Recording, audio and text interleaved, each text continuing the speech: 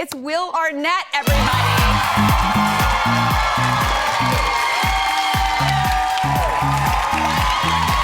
my God, I love the movie so much. Oh, you do? Oh God. Oh, you do? Oh, I love it so much.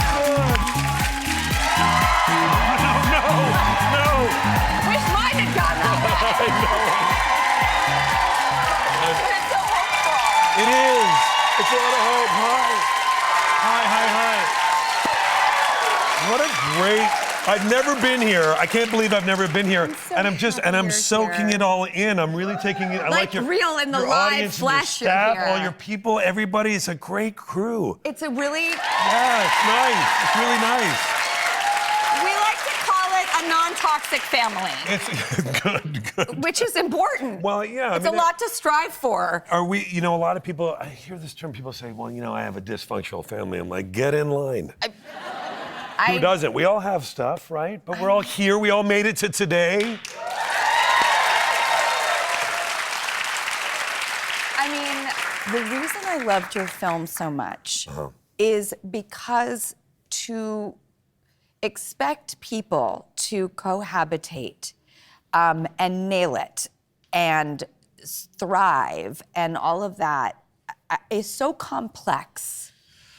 And your film is so realistic. I've seen films kind of in this subject genre. Yeah. And none of them have affected me the way that this did. Oh. It is so hopeful. It is so real. Thank you. And at the end, it says based on a true story. Yeah. So then I'm like, oh my God, it is possible. Yeah. Whose true story is this? So it's inspired by the true story of this English comedian, John Bishop, who's a really hilarious guy who I happened to meet, I'm not joking, on a canal boat in Amsterdam. Oh my God. And at a lunch with just randomly. There's a setting. I know, right? And John tells me the story of how he became a stand-up, which was that he was going through a separation. He was going to get divorced. And Mondays were really tough because he had his kids for the weekend, and Mondays he dropped them at school, and he wasn't going to see them till the weekend. And it was a tough time for him. It's the worst. It's the worst, and a lot of us can relate to that and have been through that, and it's the worst feeling. And he goes to a bar because he's going to go have a drink. He doesn't know what else kind of to do.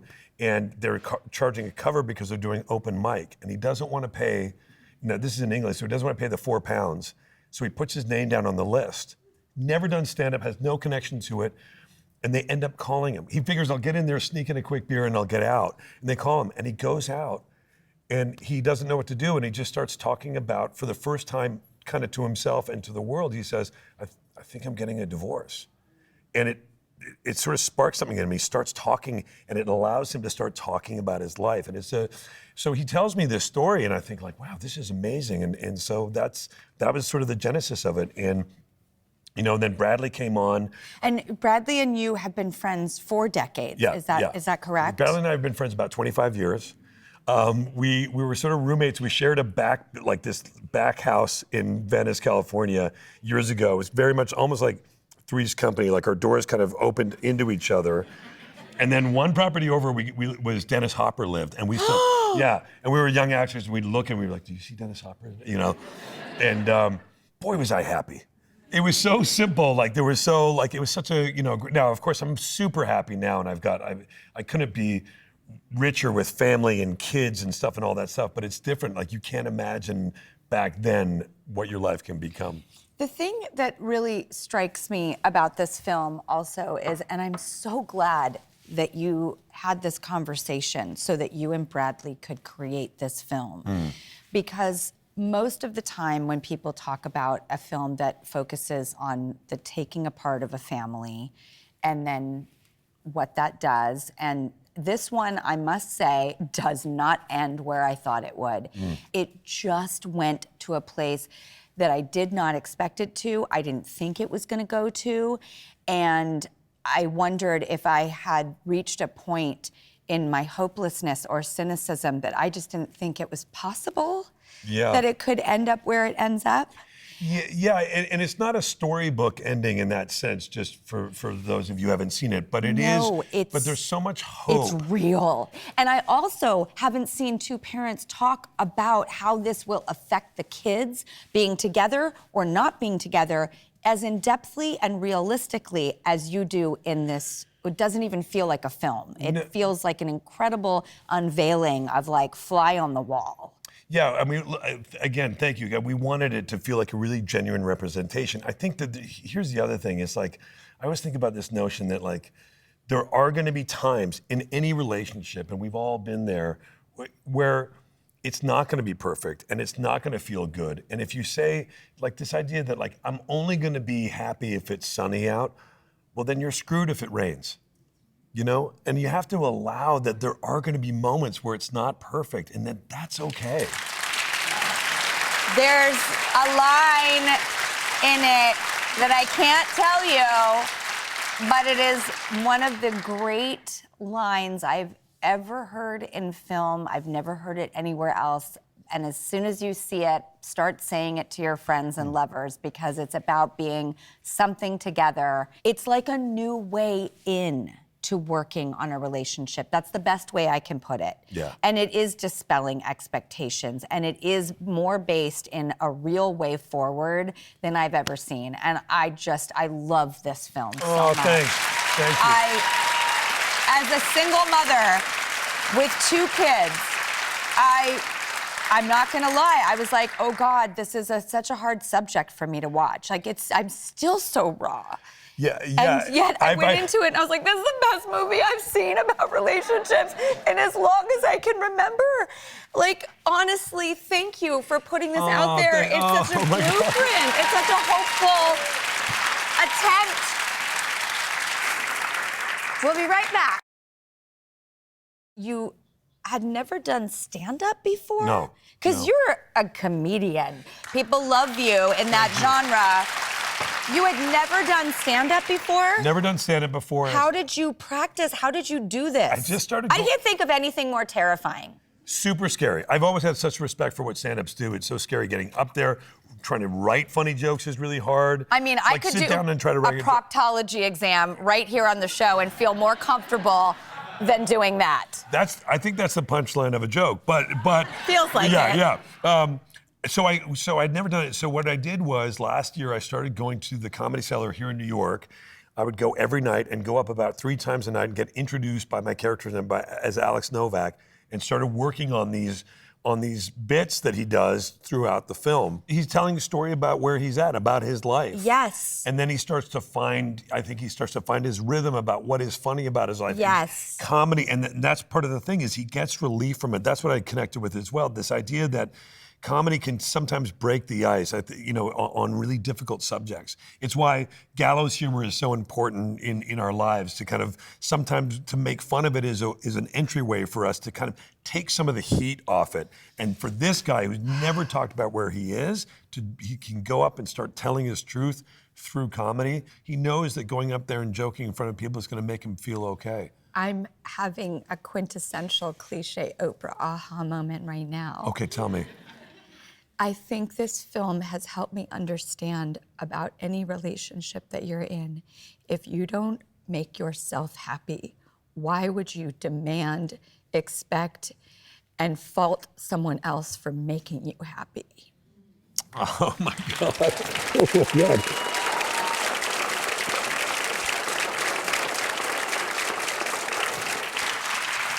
my God.